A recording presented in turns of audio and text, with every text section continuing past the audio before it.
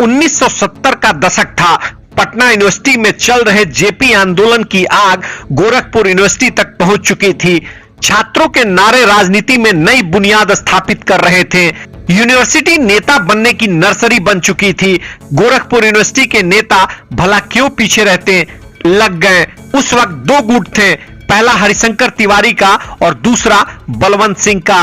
हरिशंकर ब्राह्मण छात्रों के मसीहा बन रहे थे तो बलवंत ठाकुरों के। इसी दौरान बलवंत सिंह को मिले वीरेंद्र प्रताप शाही। यहां से बलवंत की शक्ति दोगुनी हो गई। किस्से को आगे बढ़ाने से पहले आपको बताते चले कि बीते कुछ दिन से हरिशंकर तिवारी के स्वास्थ्य खराब होने की खबरें आ रही है और कई लोगों ने तो उनके निधन की अफवाह भी फैला दी है। हालांकि हरिशंकर तिवारी की सेहत को लेकर आधिकारिक तौर पर कोई बयान नहीं आया है। बहरहाल लौटते हैं अपने किस्से पर। किस्सा वही हरिशंकर तिवारी और बलवंत सिंह के गुट का था। ये गुट पैसा कमाने के लिए रेलवे स्क्रैप के ठेकों में पहुंच गया। यहां दोनों ने बढ़िया पैसा कमाया और हथियार खरीदे। दोनों गुटों के बीच कई बार गोरखपुर के बीच शहर में भिड़ंत हुई, गोलियां चली, निर्दोष लोग मारे गए। 30 अगस्त 1979 लखनऊ और गोरखपुर के छात्र संघ अध्यक्ष रह चुके कोड़ीराम विधानसभा सीट के युवा विधायक रविंद्र सिंह को गोली मार दी गई। उस वक्त सरकार में इलाहाबाद यूनिवर्सिटी के पूर्व छात्र संघ अध्यक्ष सत्य प्रकाश मालवीय मंत्री थे। रविंद्र के लिए तुरंत स्टेट प्लेन की व्यवस्था की गई, लेकिन उसके पहले ही रविंद्र की मौत हो गई। इस तरह से ठाकुरों के नए नेता बनकर सामने आए वीरेंद्र प्रताप शाही। गोरखपुर शहर इन दोनों गुटों को अच्छे से जान गया था। अब वहां के लोग गोलीबारी से बचने के लिए इंतजाम कर चुके थे। सरकारी व्यवस्था घुटने टेक चुकी थी। यहां अब दोनों की मर्जी ही चलती थी। वीरेंद्र अपने महाराजगंज में तो हरिशंकर तिवारी गोरखपुर में दरबार लगाते।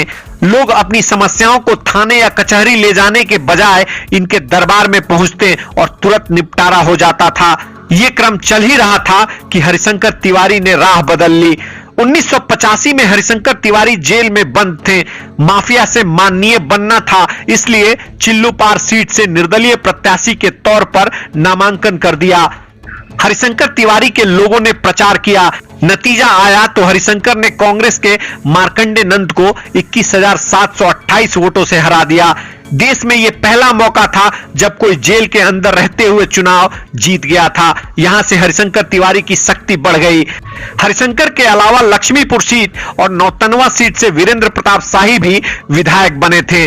बताया जाता है कि विधायक बनने के बाद दोनों ने अपने हाथ से अपराध करना बंद कर दिया था, लेकिन इनके लोग आपराधिक घटनाओं को अंजाम देते रहे और चुनाव दर चुनाव जीतते चले गए। दो गुटों की लड़ाई के बीच यूनिवर्सिटी में एक नया लड़का आया। नाम था श्री प्रकाश शुक्ला। कई हत्याओं का संगीन श्री प्रकाश शुक्ला को पुलिस खोज रही थी। उस वक्त श्री प्रकाश को संरक्षण दिया हरिशंकर तिवारी ने। बताते हैं कि हरिशंकर ने श्री प्रकाश को बैंकॉक भेज दिया। मामला ठंडा हुआ तो वह वापस आ गए। श्री प्रकाश को पैसा, पावर और सत्ता चाहिए थी, इसलिए उसने बिहार के सबसे बड़े बाहुबली सूरजभान सिंह से हाथ मिला लिया। यह बात हरिशंकर तिवारी को पसंद नहीं आई, लेकिन श्री प्रकाश ने इसी दौरान एक ऐसा काम कर दिया जो हरिशंकर कभी नहीं कर पाए। श्री प्रकाश शुक्ला ने 1997 में महाराजगंज के बाहुबली विधायक वीरेंद्र प्रताप शाही की लखनऊ शहर के अंदर गोली मारकर हत्या कर दी। लोग बताते हैं कि यह हत्या हरिशंकर तिवारी के कहने पर की गई।